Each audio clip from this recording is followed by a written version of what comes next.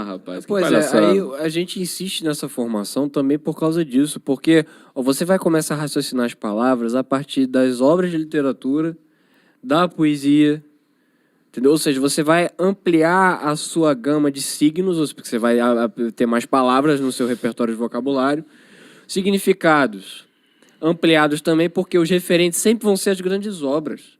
Aí você sai da bolha, pô. Aí você vê quando uma pessoa botou aqui, aí, use máscaras, usar máscaras é amor ao próximo. Ela disse, "Pô, isso me dói quando eu escuto, mas é porque é uma violência, é uma violência cognitiva isso. Isso é dissonância cognitiva. É por isso que o Sávio estava indicando o livro do Pascal Bernardin, o Maquiavel Pedagogo. Porque ele falou, o resultado da dissonância cognitiva é ou você adequa as suas ações ao que você sabe, e sabe, leia-se aí, o que você fica ouvindo toda hora, ou você vai começar a agir segundo os termos do que você escuta, ou, meu amigo, ou você vai condicionar seu pensamento, ou você vai condicionar suas ações, não tem? Ou você vai começar a pensar aquilo, ou você vai começar a agir. E se você começar a agir, uma hora você vai começar a pensar como aquilo. E o mais cruel de tudo isso, Caio, é o seguinte: é o clero e a igreja incorporando os signos e os significados do novo normal à doutrina cristã. É terrível, é muito triste Isso é de uma estupidez, mas é de uma estupidez criminosa. Eu não tenho medo nenhum de usar essa palavra, não.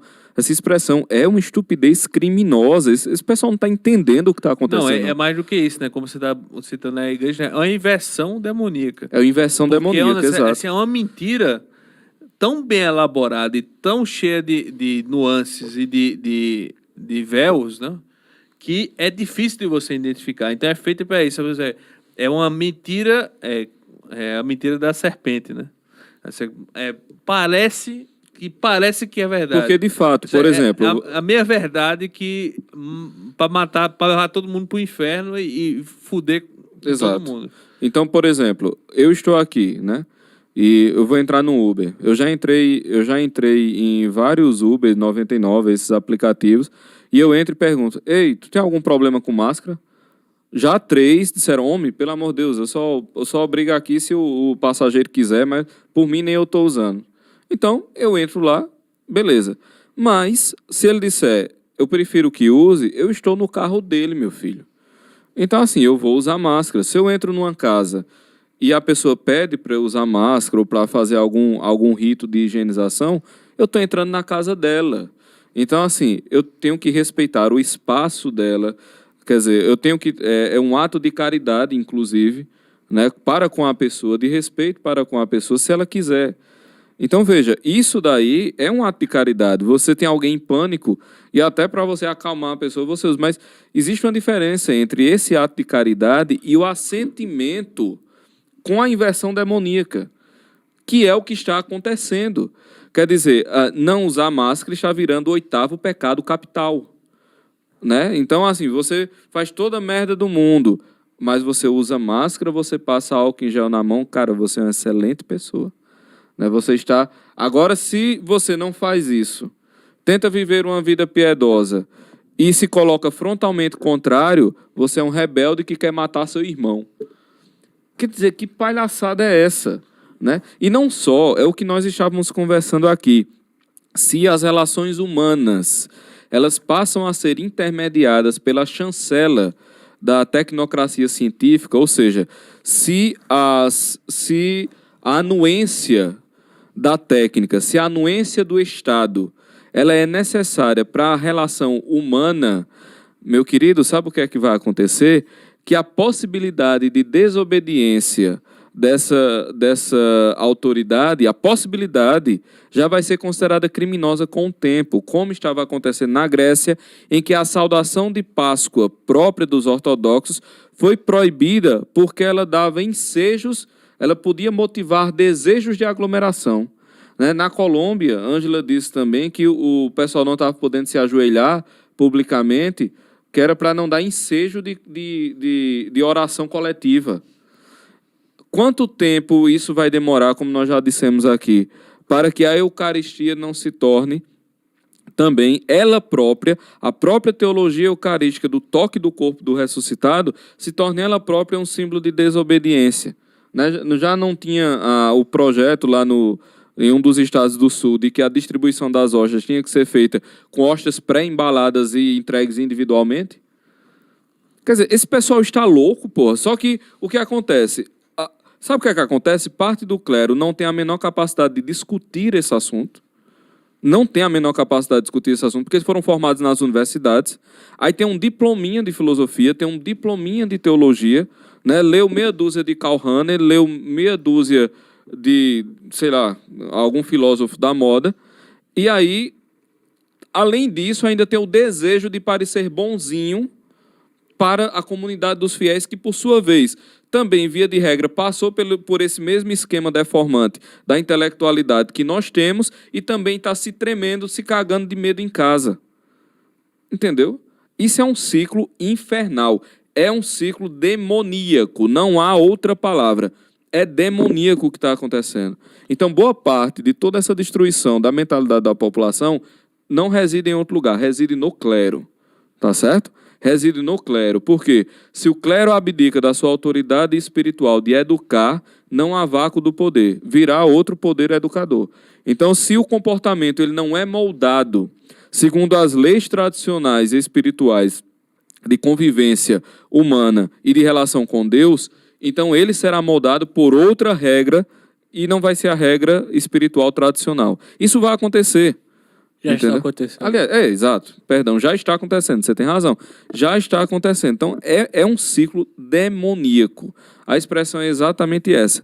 Agora, qual o problema? Você diz, aí vai ter gente dizendo, você quer dizer que a doença não existe? Não, não. A doença existe, o Covid existe.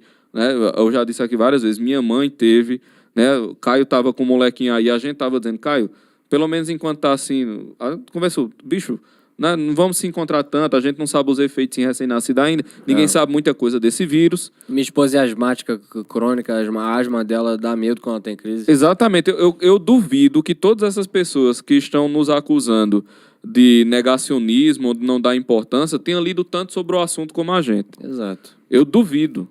Só que assim, tudo isso não pode não pode ofuscar o plano que está sendo utilizado sob a desculpa do Covid. Não pode ofuscar. Então, os olhos, as escamas têm que ser tiradas, o véu tem que ser rasgado, entendeu? Tá todo mundo olhando o mágico tirar lá o coelho da cartola, enquanto o truque está acontecendo em outro lugar, entendeu? Isso tem que ser dito, isso tem que ser dito. Parte da culpa dessa palhaçada toda é da falta de capacidade intelectual e moral do clero, infelizmente. Infelizmente. E dos fiéis também. Só que os fiéis seguem, né? Mas aí também tem a pressão dos fiéis, né? A pressão para não fazer. Tem de todos os lados, né? Burrice para dar e vender. Mas certas pressões os padres até gostam, outros eles não. Aí esse fiel já está. Tem certas pressões que não são bem-vindas, né? Se você pressionar com o documento da igreja mesmo, não. Aí também já é demais. Ultrapassou todos os limites. Aí você está querendo esfregar documento. Aí é demais, né? Você faz certas pressões, como eu fui a uma missa, aí assim, já tá um clima de medo, sabe? Tá preocupado com sabe, calma. Aí já tá um clima de medo, um clima de pânico, aí você, reabertura da igreja, né? Há um ambiente de tranquilidade, um ambiente de serenidade. O que fazer, sabe? Qual a medida mais prudente? Alguém na igreja teve a brilhante ideia. Já sei. Alguém disse, toca pro pai. O pai resolve. E aí... Vai que é tua, gol mamãe. Gol mamãe, né? E aí, o que é que a pessoa fez? Ao invés de ter alguém, só assim para dizer, pessoal, vamos sentar em bancos salteados. Tinha pouca pessoa na igreja. Senta aqui, tranquilo. Não. O que eles fizeram? Amarraram os bancos com aquelas fitas que os americanos usam em assassinato. Police line, do not cross. Exatamente. Amarraram com aquelas fitas pretas e amarelas. Você parecia que estava entrando num cenário policial, assim. Amarraram todos os bancos. O lugar de sentar era um X na cadeira. Parecia assim, que você estava com uma marcação, uma bomba, e ele ia alcançar naquela marcação. Aí estava lá aquele negócio, as famílias chegando juntas no carro. Essa foi imoral. Tava lá o marido, a esposa e a menina. Aí eles chegaram e foram aconselhados a sentar separados. Aí eles moram juntos, vieram juntos no carro, mas sentam separados no banco. É claro que isso é um teatro. E brasileiro, o que ele faz? Ele escuta isso, tudo bem, não confronta. Não confronta. Depois ele vai pro carro, fica todo mundo junto. A pessoa que mandou viu ele chegando junto, viu ele embora junto e fica nisso. A gente tá numa situação, É na uma verdade... loucura completa. É loucura, pô. Numa situação que, na verdade, você não pode nem fazer muita coisa, né? Daqui a pouco vai ser... A sorte da gente é que a gente não tá ainda como colônia chinesa 100%, né? Imagine se tivesse as câmeras de monitoramento facial e tivesse o sistema de pontos. Meu amigo, delator não falta, né, nesse país. Para delatar os outros e para ganhar uns pontinhos. E outra coisa, sabe? Isso é uma das situações mais graves disso tudo. Porque é o seguinte, se você rompe a confiabilidade da comunidade, você deixa ela completamente vulnerável ao poder de cima. Então, se você tem uma comunidade de pessoas que se ajuda, que você liga para a pessoa, você sabe que você tem a retaguarda, se você tem um bairro onde as pessoas se conhecem, tem uma certa tradição de convívio, essa comunidade é uma comunidade forte. Se você tem cidades dessa maneira, se você tem estados dessa maneira, então o poder, meu querido, o poder de cima, o poder político, o poder da mídia, ele não vai conseguir penetrar muito dentro de comunidades coesas. Mas se você instaura um costume de denunciação entre os indivíduos, se cada indivíduo vê o outro como uma pessoa que vai lhe matar, então você rompe essa malha de confiabilidade e você torna as pessoas solitárias e, estando solitárias, vulneráveis ao ataque. Então, esse estado de denúncia permanente, ele talvez seja a herança mais danosa de toda essa palhaçada. Vamos aqui seguir nas pautas, né?